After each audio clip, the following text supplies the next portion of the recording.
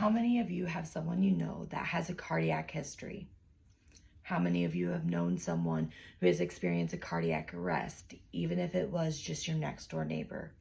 I want you to try to remember what that outcome was. Before I start sharing information about CPR with you today, I want to give credit to some of my resources. The American Heart Association, otherwise known as AHA, is where a lot of my resources will be coming from, as well as my medical instructors, CDC, National Institutes of Health, and Dr. Myron Wensfold from Johns Hopkins University. Today I'm here to tell you on how you as an average civilian could make a great difference by knowing CPR in someone who has experienced a cardiac arrest. As the AHA states, most out-of-hospital cardiac arrests happen in homes or residences, which is 73.4%, followed by public settings at 16.3% and nursing homes at 10.3%. And by performing high-quality CPR immediately after the arrest happens, it could double or triple your chance of surviving. So in this speech, I will give you more data to support the need for immediate CPR following cardiac arrest.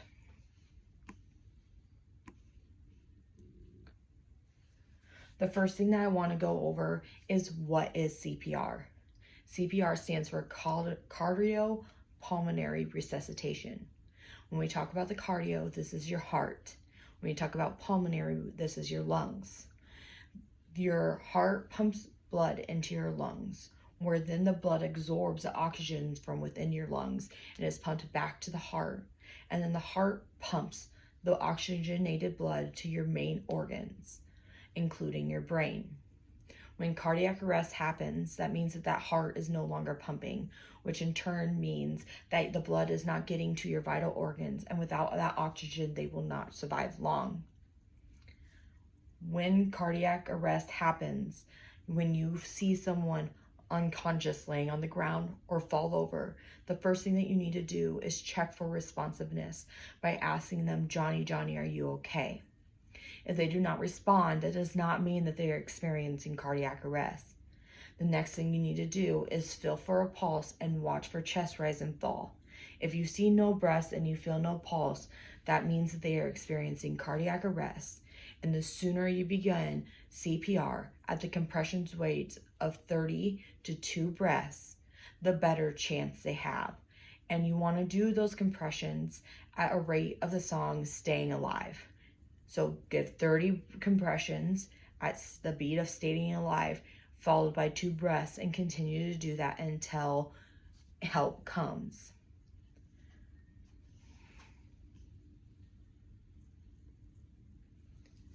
Next, I want to go over some equipment that is available for you as an average civilian, as well as some equipment that you might see an emergency medical person using, so that you can get the best out of your CPR experience. The first thing I want to talk about is a pocket mask. This pocket mask you can just have in your car or in your purse, and it comes in a little case like this. This pocket mask will allow you to go right over the nose just like that and get a really good seal, which means that you will be able to provide more adequate breaths and more oxygenation to that person that you are providing breaths and CPR to.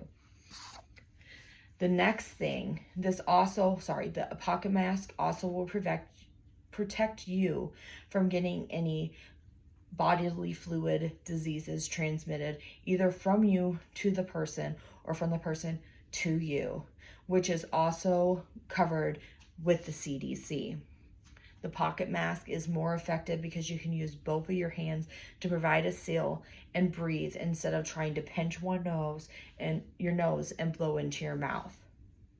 The next thing I want to cover is something called a LUCAS. The LUCAS is something that you do not have access to in most places as an average civilian. This is something that emergency medical personnel will bring with them and put on as soon as they get there. This is a device that goes behind the back and on top of the stomach and provides compression so they do not have to use a human to provide that compression. This LUCAS has been shown through the AHA and the National Health Institute both to increase the efficiency of the compressions from 69% to 93%. And it also reduces the amount of time that the body is not being compressed, which every time that the compressions stop, it stops the preload on the heart, and it takes quite a while to rebuild that load up to pump throughout the body. So the less stops, the better.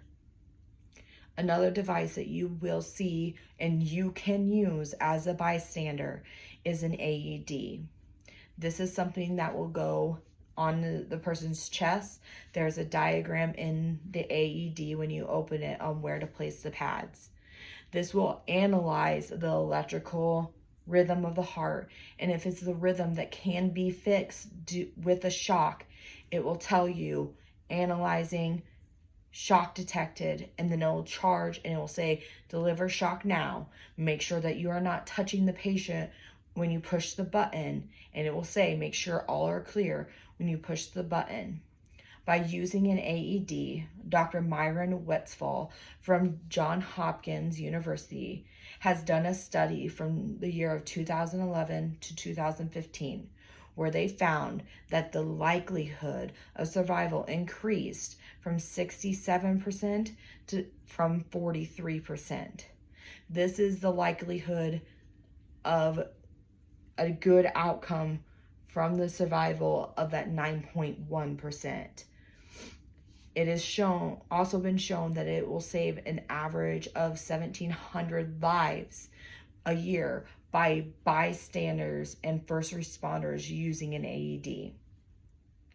How does this all increase the chance of survival? The faster that you are able to start that recirculation of blood after the cardiac arrest happens, the faster the increase of oxygen in the body will go. And that in turn will get oxygen flowing to all those vital organs faster than if you were to wait for EMS to respond. This will increase the chance, again, 2 to 3 times more likely to survive a cardiac arrest event, which is only 9.1%. So just a refresher, if you see someone collapse, the sooner you can start CPR and get that blood and oxygen flowing and moving in, the better the outcome will be. I hope that the information I have given you in this speech will at least give you the basic idea of CPR and the tools that you have available to you to perform them, and why it is important for you to know CPR. I would highly encourage you to reach out to your local emergency medicine service or fire department or emergency room and get into the next CPR class. They are held often, especially if you are a family member of someone who has a cardiac history or working somewhere such as a nursing home. By that one action of reaching out and getting more information, you could potentially be saving someone you love's life in a very unfortunate time. You could be the difference of a 9.1% survival rate to becoming 18.2 to 27.3 survival, which is a huge difference.